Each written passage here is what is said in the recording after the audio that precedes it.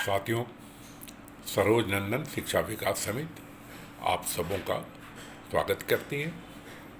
हम पिछले वीडियो में आपको कृषि ऋण योजनाओं के संबंध में जानकारी दी और हम उसमें कुछ बेसिक चीज़ों को बतलाए कि फसल ऋण क्या होता है, क्रॉप कौन कौन सी होती है, कौन से उगाई जाती है, कब से चालू होता है, ये सब चीज़ों की जानकारी दी। आज हम आपको ये बतलाना चाहेंगे कि जो फसल ऋण होता है वो एग्रीकल्चर कैश क्रेडिट है। जो मशीनरी वगैरह के लिए जो ऋण देते हैं वो एग्रीकल्चर टर्म लोन है। मगर कुछ ऐसे भी ये हैं अल्पावधि के ऋण हैं जिनको कि हम जो है वो अलग से खाता खोल के नहीं दे पाते, और हर एक साल जो एग्रीकल्चर कैश क्रेडिट है वो फसल ऋण लिए हैं, फसल कटने के बाद उसको जमा करना होता है, ये सब हमने बतलाया। अब किसानों को हर एक साल इस ऋण की सीमा को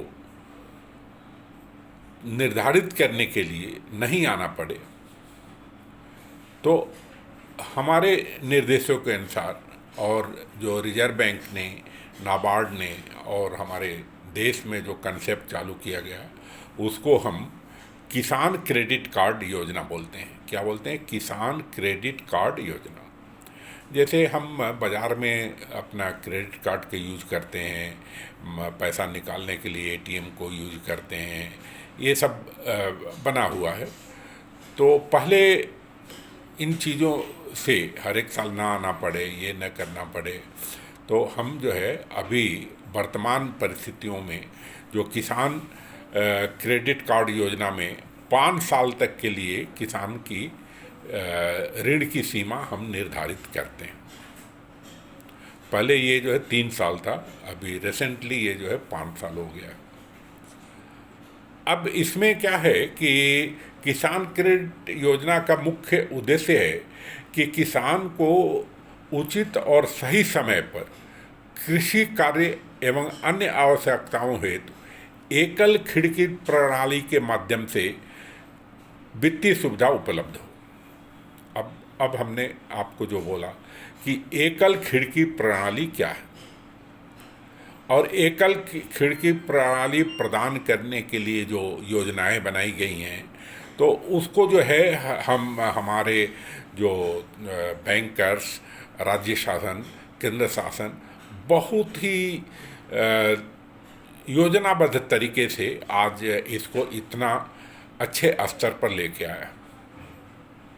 पहले भीड़ लगी रहती थी किसानों की अपना उसके लिए ऋण लेने के लिए, खाद के लिए, बीज के लिए, तो ये सब सुविधाएं जो है अभी काफ़ी जो है अच्छी हो गई हैं। तो अब हम उसमें अल्पकालीन साख जो देते हैं, अल्पकालीन साख जैसे काहे के लिए देते हैं, तो कृषि उत्पाद हेतु आवश्यक जो अल्पकालीन साख है, जैसे हमने बोला कि फसल ऋण दिए। दूसरी बात जो है वो फसल कटाई के पश्चात भी व्यय होता है। फसल कटाई के बाद जो है उसको ट्रांसपोर्टेशन करना है, कई बार वेयर हाउस में रखेगा, कई बार जो है वो तुरंत नहीं बेचना चाहेगा, तो ये सब चीज़ जो है सब जो है किसान क्रेडिट योजना के अंतर्गत कवर्ड रहता है, सब सुविधाएं रहती है। और फिर अपने उत्पाद को विपणन करना चाहता है, वो हमें चाहते हैं कि यदि हम थोड़ा सा रोक लें तो हमारा जो है अच्छा मार्केट मिल जाए, इस मंडी में नहीं उस मंडी में जाके सेल करें, तो इसके लिए भी दूसरी बात क्या है कि कई किसान को या सब लोगों को अपने जो घरेलू आवश्यकताओं की पूर्ति हेतु भी खर्च करना पड़ता है। यदि हम सैलराइड पर्सन्स को देखें जो कि वेतन भोगी हैं, तो उनको तो हर एक महीने सैलरी मिल जाती है, अब फिर उसके बाद जो है वो उसको खर्च करता है, कुछ सेविंग रहती है। मगर किसान को जो है पहले जो है इन्वेस्ट जो है उसको 4-6 महीना करना पड़ता है, उसके बाद फिर जो है उसको फसल आती है तब होता है। तो 4-6 महीने का जो पीरियड होता है तो उसमें उसके कई त्यौहार आते हैं, कई बार बीमारी का सामना करना पड़ता है, स्कूल के लिए रहता है, कई बार जो है कहीं से और बीज लाना है, कई तरह का है। तो कई बार जैसे घर के में कोई शादी विवाह पड़े तो उसके लिए भी जो है, जो हमारी जो किसान क्रेडिट योजना में उसका कंपोनेंट रखा गया है, जो कि हम आगे चल के बतलाएंगे। और उसके बाद जो है हम जो है कृषि फार्म के रख रखाव है, जैसे कि हमारा पंप सेट है वो ख़राब हो गया, हमारे जो है डेयरी है वो उसमें हमको कुछ ज़रूरत पड़ी, हमारी पशुपालन का है, हमारे जो मत्स्य पालन छोटा सा करते हैं, तो इन सब चीज़ों के लिए भी जो आवश्यकता पड़ती है, तो ये सब जो है शॉर्ट टर्म क्रेडिट में आता है। और इसकी जो है हम ऋण सीमा निर्धारित करते हैं, जो कि किसान क्रेडिट कार्ड योजना के अंतर्गत ही रहता है। अब हमारा जो है लॉन्ग टर्म लोन जो होगा, जिसको कि दीर्घकालीन साख बोलते हैं, जो कि 18 महीने से ज़्यादा पीरियड के लिए होगा, तो उसका हम साधारण रूप से यदि बड़े बड़े मशीनरी और बड़े बड़े फार्म हाउसेस की बात न करें तो सामान्य रूप से जो है जैसे पंप सेट है और स्प्रेयर है और दुधारू पशु है या अन्य वित्त पोषण के लिए है, या समझिए कि हम खेत की जो है फेंसिंग कराना चाहते हैं, खेत की लेवलिंग कराना चाहते हैं, हम उसको जो है कुछ और वर्क करना चाहते हैं, तो इसके लिए सब जो है दीर्घकालीन ऋण की आवश्यकता पड़ती है। या आगे जो है मध्यकालीन या इसी में दीर्घकालीन में ही आपका ट्रैक्टर हो गया, थ्रेसर हो गया, ये सब कई चीज़ें जो है अपना होती है। अब हम ये बात करें कि ये किसान क्रेडिट कार्ड लेने के लिए या फसल ऋण लेने के लिए पात्र कौन कौन है। अब पात्र पर हम आपको एक एक करके समझाते हुए आगे बढ़ते हैं कि सभी कृषक जो भी व्यक्तिगत या संयुक्त रूप से भूस्वामी है। व्यक्तिगत मीन्स आजकल जो हमारी कृषि का ज़मीन पर अधिकार है वो परंपरागत रूप से वंश वृक्ष के अनुसार से निर्धारित होता है। और हम इसकी कई चीज़ें हैं कि हमारे जो ज़मीन पर अधिकार जो है वो मुखिया के साथ साथ उसके जितने ब्रदर्स है उसका रहता है। कई बार जो है वो ऋण खाते अलग नहीं हुए रहते हैं तो संयुक्त खाते में ही चलता है। तो वहाँ पर हम ये देखें कि यदि वो व्यक्तिगत रूप से खाता है तो भी पात्र है और संयुक्त खाता है तो भी जो है वो ऋण कृषि ऋण लेने के लिए या आपका जो किसान क्रेडिट कार्ड लेने के लिए वो पात्रता रखता है। अब जो है दूसरा एक वर्ग आता है, आप और हम पूरा देखते होंगे कि हम जो है किसान जो है जिसके नाम से ज़मीन है वो खुद जो है खेती नहीं कर पाता, और उसमें यदि हम अपने व्यक्तिगत सर्वेक्षण अनुमान के अनुसार से देखें तो ये देखें कि हमारे जो है 75% जो लैंड ओनर्स है वो खुद जो है अपने से खेती नहीं कर पाते, क्योंकि खेती करना जो है एक बहुत ही शारीरिक परिश्रम का चीज़ है, अनुभव की चीज़ है, वो परिस्थितियों को झेलना है और इतना संतोष पूर्वक उसको जो है ये करना, डेडिकेशन के साथ करना है कि सब आदमी उतना ध्यान नहीं दे पाते। चाहे बरसात हो, गर्मी हो, धूप हो, है ना, पानी में जाना है, तो यदि फसल कट के रखी है, एक बार पानी गिर गया तो उसको सुरक्षित रखना है, इतनी समस्याएं हैं, तो उसको जो है वही आदमी कर पाता है जो कि शारीरिक रूप से भी सक्षम हो, या उसका जो है ऐसा वातावरण में हो कि यदि कोई समस्या आई तो एक किसान दूसरे किसान को मदद कर करके ये करे, और जहाँ पर सामाजिक परिस्थितियाँ अच्छी रहती है तो वहीं पर होता है। तो इसमें हम ज़्यादा न बोलते हुए आप भी यदि अपनी नज़रों को घुमाएं और ध्यानपूर्वक देखें कि गांव में जो लोग खेती करते हैं तो उनके अंदर कितना प्रेम भाव रहता है, कितना वो रहता है खेती के प्रति, कैसा लगाव रहता है। यदि उनको जो है कोई ट्रैक्टर लेकर के जुताई कराना, तो देख भाई तुम्हारा जो है पहले हो जा रहा है तो उसके बाद मेरा भी हो जाए। अरे चलो भाई वो हमारा जो है वो जेसीबी आ गई और कुछ तुम्हारा मेड़ वगैरह खेत बन जा रहा है तो उसके बाद मेरा भी बन जाए। चलो भाई तुम धान की कौन सी फसल लगाए हो, कहाँ पर लगाए हो, रोपा क्या है, थोड़ा तुम दे दो थोड़ा हम दे दे। कई तरह की चीज़ रहती है। अरे भाई देखो गांव में जो बिजली का खंभा आया है तो बिजली आज सप्लाई नहीं है, तो अरे भाई तो चलो सब लोग मिल के ट्रांसफार्मर वो कर देते। ये कई चीज़ें हैं जो कि एक दूसरे के लगाव से और सब सबको जो है लेके चलना पड़ता है, सब व्यवसाय करनी पड़ती हैं। तो साथियों ये इसमें क्या होता है कि ये आसामी काश्तकार होते हैं। आसामी काश्तकार का मतलब उसको जो है टेनेंट फार्मर्स बोलते हैं, जो कि किराए पर जो है ये लेकर के ज़मीन लगान बोलते हैं या रेगहा बोलते हैं। रेगहा जो छत्तीसगढ़ की भाषा में रेगहा बोलते हैं। रेगहा का मतलब कि हम ओनर है और हम हमारी ज़मीन को एक दूसरा व्यक्ति जो है लिया है कि वो जो है साल भर वो करेगा और उसका जो है हमको एक निश्चित रकम प्रति एकड़ या जो भी हमारे निर्धारण होगा कि इतना बोरा उपज होगी तो इतना बोरा हमको देगा, लाइक दैट। ये सब परंपरागत रूप से निर्धारित होते, तो उसको जो है आसामी काश्तकार बोलते हैं। और ये जो है ये जो है क्या होता है कि मौखिक रूप से भी इसको दे देते हैं, तो ये भी जो है सामाजिक प्रथा में मान्य है। और उसके बाद जो है बटाईदार होता है। बटाईदार का मतलब जैसे शेयर होल्डर रहेगा, शेयर क्रॉपर्स रहेगा, इस टाइप से रहता है। अब आगे यदि हम वो चलते हैं तो और भी जो है जो पात्र लोग हैं, तो स्व सहायता समूह है। स्व सहायता समूह का कंसेप्ट जो है हम अच्छा से आज बहुत सालों से चलते आया है। यदि हम इसको ये देखें कि 88-89 में कंसेप्ट जब वो हुआ तो उससे बढ़ते बढ़ते जब पिक लेवल पर आया तो वो ईयर जो है 2001 से लेकर के 2005-06 के बीच में था, जबकि बहुत सारे स्व सहायता समूह बनाए गए और ये काफ़ी हमारे भारत में विकसित हुआ। और स्व सहायता समूह का कंसेप्ट भी जो है आपको मैं संदर्भ बस बताता हूँ कि ये जो है बांग्लादेश से आया। बांग्लादेश में जबकि खूब पॉवर्टी थी, तब महिलाओं ने जो है स्व सहायता समूह का कंसेप्ट लाया।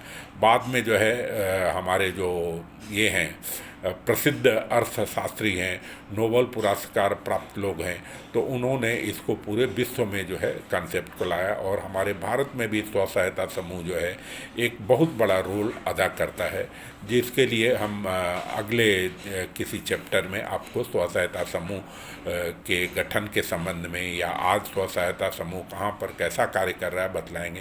तो बस साथियों, तो इसमें जो कृषि ऋण लेने की पात्रता जो है उनको भी रहती है, या वो जो है एक और जो है ज्वाइंट लायबिलिटी ग्रुप होता है। ज्वाइंट लायबिलिटी ग्रुप का मतलब ये होता है कि मानिए कि लैंडलेस लेबरर्स हैं और वो जो है लैंडलेस तो है, लैंडलेस मतलब उसके पास उसकी खुद की ज़मीन नहीं है, पर उसके अंदर कार्य करने की इतनी क्षमता है, इतनी वो है कि इससे ज़्यादा, और वो अकेले सब कृषि की व्यवस्थाओं को नहीं कर पाए। और मान ले रहा हूँ कि एक साथ जो है मिल करके जो है वो 10 एकड़ 15 एकड़ ज़मीन लेना चाहता है, या एक साथ एक क्लस्टर में जो है वो सब्जी उगाना चाहता है, या एक क्लस्टर में वो धान उगाना चाहता है, एक क्लस्टर में वो मक्का की खेती करना चाहता है। इस पर जो है हम और भी तरह की बातें हैं कि वो कोई एक ही प्रकार की फसल नदी के किनारे जो है कछार में लगाना चाहता है, सब्जी भाजी धान, या ये क्या नाम है कि बहुत सारी ऐसी फसलें रहती है जो कि कछार वगैरह में होते हैं, और ये लोग जो है मेहनत से सब परिवार रूप से करते हैं, तो उसको जो है हम जॉइंट लायबिलिटी ग्रुप बोलते हैं। और इसमें भी जो है वो आसामी काश्तकार मौखिक होता है, पट्टेदार होगा, बटाईदार कृषक आदि सब जो है सम्मिलित रहते हैं। तो साथियों, ये जो है इसकी पात्रता जो है बहुत अच्छे लोगों की है, और ये सब जो है बहुत ही ईमानदार वर्ग रहता है, जो कि गांव की परंपराओं के बीच में रह कर के अपना कंट्रीब्यूशन देता है और उपज को करता है, सोसाइटी को, सोसाइटी मीन्स हमारे समाज में ये करता है। अब हम आगे बात करेंगे, ये हम तो पात्रता तो देख लिए। अब हम जो है यदि किसी को ऋण देते हैं तो हम जो है यदि यहीं पर बात करें कि संयुक्त खातेदार है, तो संयुक्त खातेदार में कैसा करेंगे भाई, है ना। तो संयुक्त खातेदार में कौन ऋण ले पाएगा, इसके लिए ऐसा बनाया है कि यदि संयुक्त नाम से है भूमि तो ऋण स्वीकृत करने के लिए जो मुखिया मुख्तियाराम लिखेगा, दूसरा जैसे मान लीजिए कि 5 लोगों के नाम से ज़मीन है, तो एक आदमी ऋण लेगा और वो ये बोलेगा कि अन्य 4 को कोई ये नहीं है, एतराज़ नहीं है। तो इसमें जैसे एक सिंपल लेटर भी ले लेते हैं कि भाई यदि ये ऋण ले रहे हैं तो हमको कोई एतराज़ नहीं है, और ये ट्रीट होगा कि ये जो है या ज़मीन पर जो है जो बंधक रखते हैं तो उस पर वो स्वीकृति देता है। तो ये जो है आपसी उस पर, इसमें बार बार जो है फिर से सभी लोगों को आकर के डॉक्यूमेंट भरने की ज़रूरत नहीं पड़ती है ना। और मुख्तियाराम को जो है एक नोटरी के समक्ष जो है जो उसको जो है नोटराइज कर लेते हैं, और इसको जो है नॉन जुडिशियल स्टैम्प पेपर पर निष्पादित किया जाता है। तो इस टाइप से समझे कि ये संयुक्त जो लैंड होल्डर्स हैं उनको भी होता है। फिर हम और ये देखते हैं कि हम जब ऋण देने जाते हैं तो उसकी ऋण पुस्तिका को लेते हैं, और ऋण पुस्तिका से साथ साथ जो है अभी जो भूया पोर्टल चालू हो गया है, जिससे कि जो है उस ज़मीन का पूरा विवरण B1 पानशाला निकल जाता है।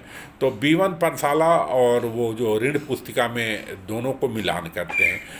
कई बार क्या होता है कि जो है लैंड रिकॉर्ड में ज़मीन तो सेल कर दिया मगर लैंड रिकॉर्ड में नहीं चढ़ा, ये नाम परिवर्तन नहीं हुआ, या वाइस वर्सा कई चीज़ें होती रहती है। तो दोनों को मिलान कर लेते हैं कि दोनों में सही सही जो है ज़मीन का जो है रकबा वगैरह सही लिखा है कि नहीं, नाम सही है कि नहीं, या पहले से वो क्या फसल उगाते आया है। तो साथियों, इस टाइप से हो कर के अब हम ये देखते हैं कि जब हमने आवेदक के भूया पोर्टल से ज़मीन को देख लिया, B1 देख लिया और सब चीज़ का अपना हो गया, तो अब उसमें क्या है कि कोई ऐसी बात होने पर एक घोषणा पत्र ले लेते हैं। ज़्यादा उसको ये ना करें, क्योंकि वो लोग एक गांव में एक किसान कुछ ऋण लिया तो सब गांव वालों को मालूम रहता है, तो वो जो है वो अपने आप जो है यदि कोई गड़बड़ है तो वो बैंक वालों को मालूम हो जाता है। तो इस टाइप से कोई ऐसी उतना रिस्क वाली चीज़ नहीं रहती है ना। तो अब सवाल ये है कि जो ऋण है वो 1,60,000 तक का, 1,60,000 तक का ऋण जो है वो बिना ज़मीन को बंधक रखे जो है वो दिया जा सकता है। अब 1,60,000 से ऊपर यदि ऋण दिया जा रहा है तो उसके लिए ज़मीन को बंधक रखना आवश्यक है। मैं इस वाले पर ये करूँगा, बहुत पहले ये जो है रकम जो है 1,00,000 रुपया थी, और हम यदि मान लीजिए कि आप बैंक में जाते हैं और उस बैंक को नहीं जानकारी है तो आप उनके उच्च अधिकारियों से पूछ सकते हैं, या कंपैरेटिव जो है दूसरे जगह से भी जानकारी ले सकते हैं कि वो जो है कितने तक की ज़मीन को जो है बंधक रखना है। मगर पहले जैसे 50,000 था, 50,000 से 1,00,000 आया, और ये जो है रिजर्व बैंक का और नाबार्ड वगैरह का सब सर्कुलर वगैरह में भी मिल जाता है। तो इसमें कोई इतना जो है आपको ये होने की ज़रूरत नहीं है ना। साथियों, हम जैसे कि आपको बतलाए थे कि जो शॉर्ट ड्यूरेशन क्रॉप है वो 12 महीने तक का होता है। लॉन्ग ड्यूरेशन क्रॉप जो है 12 से 18 महीने होता है। जैसे लॉन्ग ड्यूरेशन क्रॉप में शुगर केन आता है। शुगर केन क्या है कि वो करीबन 12 महीने तो उसको ये होने में आता है, फिर सेल वोल होने में टाइम लगता है। इसी टाइप से मैं पुनः रिपीट करता हूँ कि हम वित्त पोषण हेतु जो फसल ऋण जो देते हैं तो किन किन मदों के लिए देते हैं। तो एक तो ये है कि हम जो है जो पैडी, वीट, मेज ये फसल उगाने के लिए देते हैं। दाल में जैसे हम उगाने के लिए विभिन्न प्रकार की दाल है ना, तो चना है वो सब उगाने के लिए। ईडेबल ऑयल में जैसे कि ग्राउंड नट है, सनफ्लावर है, रेपसीड है, मस्टर्ड है, ये सब उगाने के लिए हो गया। वेजिटेबल क्रॉप्स में भी हम ये देखते हैं कि जैसे टमाटर हुआ, भाटा हुआ, भिंडी हुआ, गोभी हुआ, बीन्स हुआ, आलू हुआ, ये मूली हुआ, इन सब चीज़ के लिए लिया। अब हम और भी देखते हैं कि जो फ्रूट क्रॉप्स क्या होती है, तो बनाना, पपैया, पाइनएप्पल वगैरह जो है जल्दी निकल जाते हैं। तो ये सब जो है हमारे जो है एग्रीकल्चर उसी के रहेंगे। और हम जैसे फ्लावर्स वगैरह की नर्सरी लगाया, कोई कैटल फीड वगैरह वो किया, तो ये सब चीज़ें जो है वो उसमें आपके शॉर्ट फसल ऋण और उसके अंतर्गत जो है कवर्ड रहती है। साथियों, हम ये देखें कि 3 लाख से अधिक का ऋण देने के लिए हमको सिविल की रिपोर्ट लेनी पड़ती है। और 3 लाख तक के ऋण पर जो है वो रिजर्व बैंक ने भी जो है इंटरेस्ट सब्सिडी वगैरह सब दिया है। 3 लाख से ऊपर का जो है जो क्रेडिट स्कोर वगैरह की बात आती है। दूसरी बात, हम जो इसको एटीएम एनेबल केसीसी देते हैं, रुपे पे कार्ड के माध्यम से वो जो है इसको निकाल सकता है ना। और साक्ष्य सीमा का निर्धारण करने के लिए हम तो पहले ही बतला चुके हैं कि आप जो है वो क्रॉपिंग पैटर्न को देखते हैं। क्रॉपिंग पैटर्न का मतलब ये है कि जैसे मैं पहले वाले अपने वक्तव्य में बतलाया कि केसीसी 5 साल के लिए देते हैं। अब मान लीजिए कि 5 साल के लिए जब केसीसी दिए और उसकी 10 एकड़ ज़मीन है, तो 10 एकड़ में वो ये तय किया कि साहब जो है हम 6 एकड़ जो है उसमें हम ये लगाएंगे, धान लगाएंगे, और 3 एकड़ में हम सोयाबीन लगाएंगे। तो धान के लिए अलग रेट है, सोयाबीन के लिए अलग रेट है। तो 6-3-9 हो गया, और 1 एकड़ में जो हूँ वो सब्जी भाजी लगाऊंगा। तो ये हमें मान के चलते हैं कि इसका यही क्रॉपिंग पैटर्न जो है वो चालू रहेगा 5 साल तक। भले ही वो जो है इस खेत से उस खेत में करे, जो भी करे, तो एक उसकी योजना को की जानकारी हम ले लेते हैं और क्रॉपिंग पैटर्न के अनुसार से लिमिट बनाते हैं। और यदि मान लीजिए कि क्रॉपिंग पैटर्न में ज़्यादा परिवर्तन होने का बात है, कुछ स्केल ऑफ फाइनेंस जैसे बढ़ गया, कई बार जो है कृषि विभाग या जो शासन जो है प्रमोशनल चीज़ों फसलों को उगाने के लिए सलाह देती है। जैसे कि अभी आप ये देखिए कि हम पर्टिकुलरली छत्तीसगढ़ की बात करें तो 4-5 जो है शुगर मिल हो गई है। तो अब शुगर मिल के लिए आसपास की सब ज़मीनें जो है लोग जो है शुगर केन उगाते हैं। लाइक दैट, अभी जैसे पपैया में जो है ड्रिप इरिगेशन में बहुत सारे लोग पपैया उगा रहे हैं, केला उगा रहे हैं, टिश्यू कल्चर पर गए हैं। तो यहाँ पर मान लीजिए कि ऐसा परिवर्तन होता है तो जो हम केसीसी लिमिट जो सेंक्शन किए हैं तो उसको जो है वो रिव्यू करके फिर से जो है नया बना देते हैं। तो अब ये सब चीज़ें हैं। हम इस वीडियो को थोड़ा सा और आगे कुछ बातें हम बतलाएंगे केसीसी और केसीसी के वितरण के संबंध में, उसके मार्केटिंग के संबंध में। फिर हम जो है थोड़ा सा जो है अन्य ऋणों पर आएंगे जो कि कृषि से ही संबंधित रहेगी। तब तक के लिए मैं आपसे आज्ञा लेता हूं और मैं आपको बहुत बहुत धन्यवाद देता हूं कि आप हमारे वीडियो से जानकारी हासिल कर रहे हैं और उसका उपयोग ज़रूर करेंगे। धन्यवाद।